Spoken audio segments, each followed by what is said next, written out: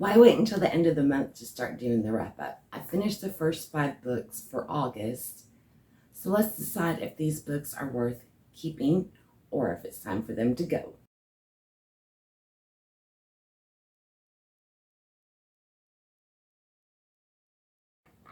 Hi y'all, I'm Allison. Today we have the batch of books that I chose for the miscellaneous reading challenges that I'm participating in this year. There are 2 from Read Your Bookshelf, 2 from TBR Knockout, and my Buzzword selection. Now, if you would like to see more on those challenges themselves and when I chose the books, as well as my TBR game with The Sims, then I will have a link up above for y'all and put it down in the box. When rating books, characters are a big factor for me. So I can forgive a lot, suspend disbelief, continue through if I connect with the character. Do I find them endearing in some way? Do I love them? Do I love to hate them? They don't all have to be good, but I have to be able to relate on some level. Another important thing for me, of course, is the writing style. Does the pace keep moving? Does the book hold my interest? When they tend to go off on a tangent and you're like, oh, why? You're wasting my time here. So those are 2 very important factors for me. And the third one would be, will I read it again? That is ultimately my deciding factor. If I don't necessarily like the story, the writing might be a little, the characters are good, and I think I'd go back and read it again, that book will gain a spot on my shelf. So, which means most of the books on my shelves will eventually be only 4 or 5 stars. And the ones that are below go out the door, because we've got a limited amount of space for our books. Why hold on to ones that are clogging up the shelves? All right, so all of that aside, now that you know a little bit of what I'm looking for in my books, let's get on to what I actually thought of the first 5 that I read for the month. Okay, so we're going to do these in the order that I read them in. The first one was Magic Kingdom of Landover by Terry Brooks. This is actually a combination of 3 books. The first 3, it was written in the 80s. I had such high hopes for this book. This is one where the premise just sounded incredible, but the book, it fell flat. Boom. It's a lawyer from Chicago, and due to circumstances in his life, he decides to buy this magical kingdom to become a king over. And I was so excited. I love that businessman to, fantasy jump that was being made. And it started out so good because it talks about his life in Chicago and business and how he's wrapping up his affairs, not affairs, but his, he owns a firm, so he's making arrangements for his bank accounts, for his law firm, his clients, and all of that was thought about and dealt with so good at the beginning, which I really enjoyed. And then I'd say about maybe page 100 in there, he finally goes to his new magical kingdom. And it starts out good. You've got some characters that you didn't expect, and I thought this is just going to be incredible, funny little read. But unfortunately, it dropped the ball. So repetitive. They were on a quest, and to get everybody to become allies with them, they have to do something. And it's just like rinse and repeat. Book 1, we're world building still. We've got to establish everything that's going on in this kingdom of his. And I thought, book 2, we should get back into that good feel from the beginning of the book, the good direction that it was going in. But no. In book 2, the characters, if they're given a choice, they do the absolute worst thing that they could, without fail. So this book becomes predictable. By volume 3, I had to skim the last of this book. Bound and determined to finish this book. I've had this sitting on my shelves for probably, I am not exaggerating, a good 12 years. And it's just been taking a lot of space because I also have the next two. And it saddens me because this had such potential and I was so excited about it. The characters, it started so good and then it just got boring and predictable, and they made the wrong choice every time. Every time. And be reading it going, okay, what's the absolute worst stupid thing they could do in this situation? And that's what they did, without fail. No. So, unfortunately, I do not recommend this book. This book is going. It does not deserve the space on my shelf. I mean, you might if you want something that, I just can't. If you're intrigued, get it from the library first and then decide. Book one, maybe if you stopped at book one, I wouldn't go any further, but there's a lot of other books out there. So, sorry, this one is a no. Okay, so the next book was Witchful Thinking by H.P. Mallory. It is part 3 in a 5-part series, although there was a novella. So that hits right before book 3. So I read the novella, which was Bewitched, and then Witchful Thinking. Now this series, here it is right here, follows a girl from California who she can see auras and she has a psychic shop. She just kind of like, she sees a little bit, but she doesn't realize the full extent of her abilities until this handsome man from England comes into her shop and wants a reading. And then she discovers that she's a witch, and the series is about her experience with the other witches, the fays, the vampires. There's a struggle for power going on in the world. There's a bad faction and a good faction, and it's a fun, lighthearted, good series. I really enjoy this series. I've read it before. There's a lot of witty banter back and forth. So if you like the banter, friends to lovers kind of thing, and you get a little bit of she's got 2 romantic interests going back and forth because there are obstacles that can't be overcome when it comes to her relationship with Rand. So there are some other guys waiting in the wings for their chance to be with her.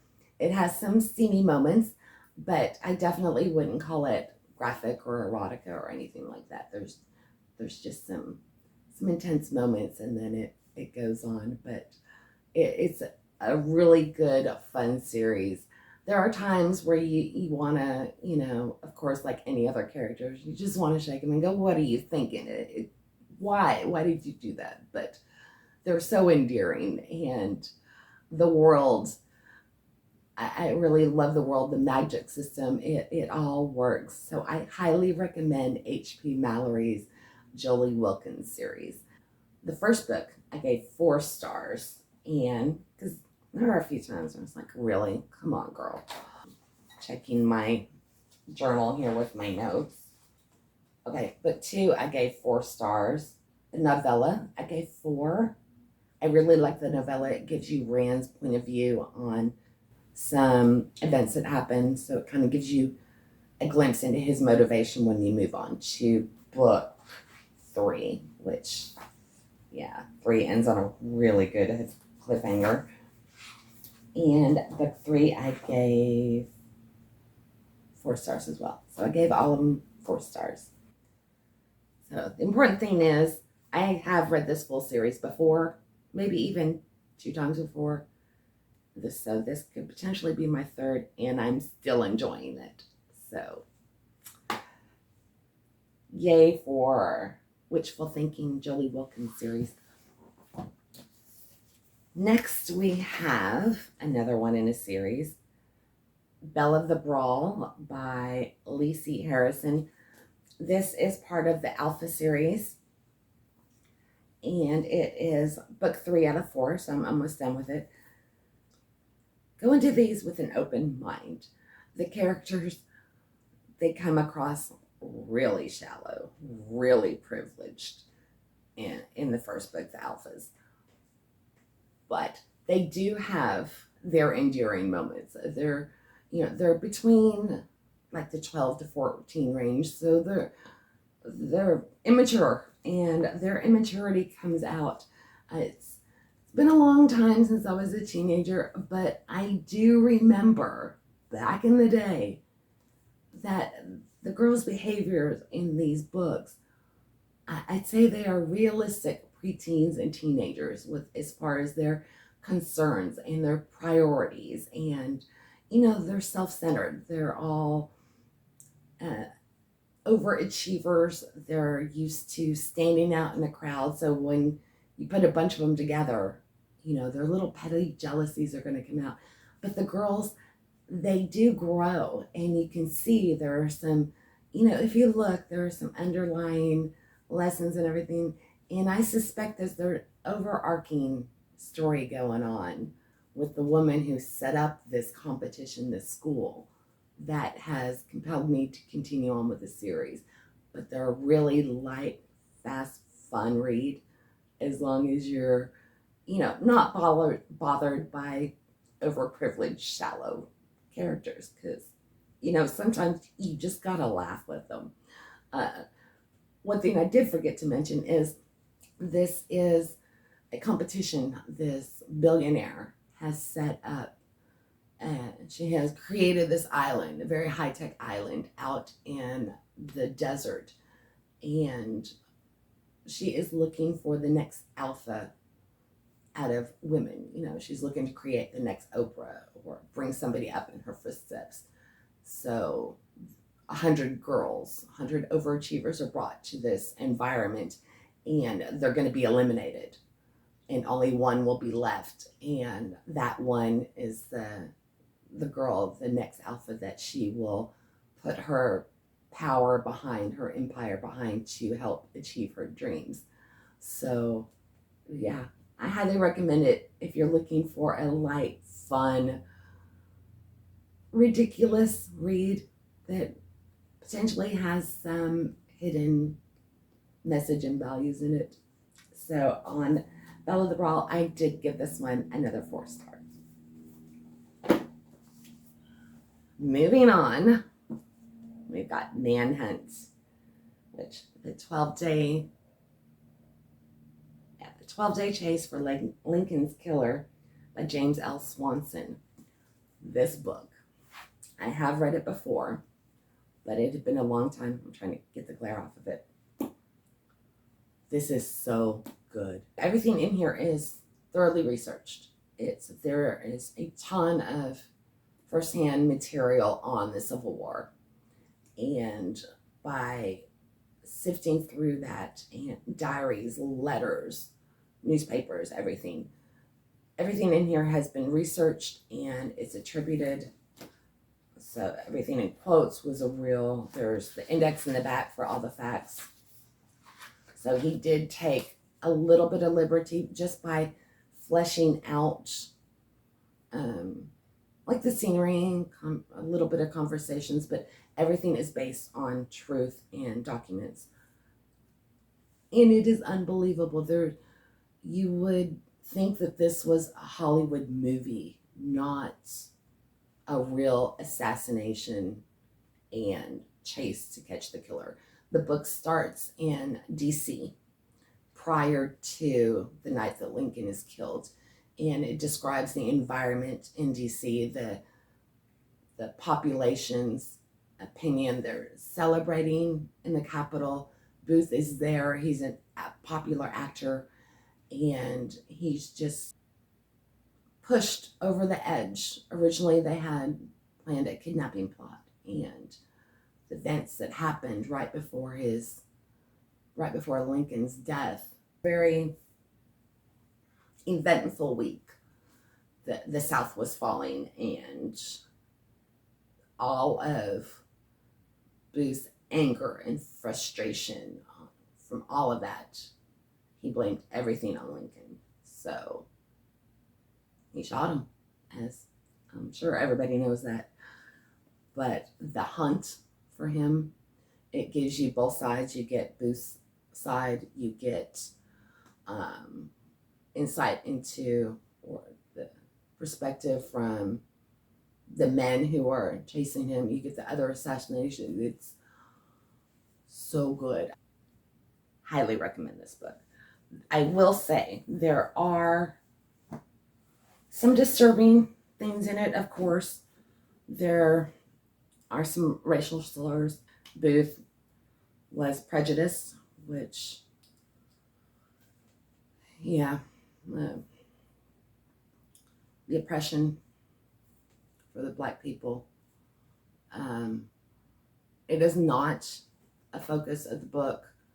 The book is strictly focused on the manhunt, but some of Booth's quotes are in here.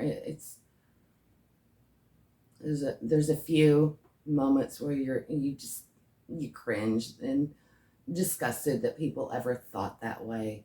So I will warn you, there's a tiny bit of it in here. And also another thing that I found that doesn't speak well for humanity was the population's obsession with, souvenirs from when that night in Ford's Theater and things like that. So, humanity, it's not always something to be proud of. But all of that aside, great book. 4.5 stars. All right, the last book, Midnight Library, Matt Haig. This book, I finished this book about a week ago. Honestly, I don't know what I think about this book. As someone who has watched loved ones struggle with depression and anxiety throughout their whole lives, this book I find very problematic. Now, I will say that part of that was my fault. I had heard about it. It's a book about books. It's like Midnight Library. You get to go and, make different choices and see how your life would have turned out differently. I love that trope. I was all for that. I did not look closely at it. Spoilers. I'm going to put a spoiler tag on here. So if you don't want to ruin the book, then, go ahead until the spoiler tag goes off. But if I had opened this book and read the first line,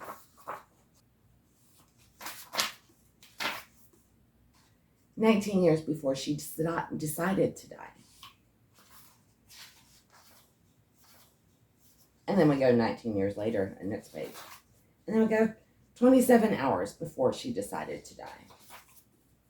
Go 2 pages. 9.5 hours before she decided to die. And it talks about the bad things that happen to her in this countdown. I will say that the despair felt real. She's between life and death. And she is faced with all of her regrets in life. And then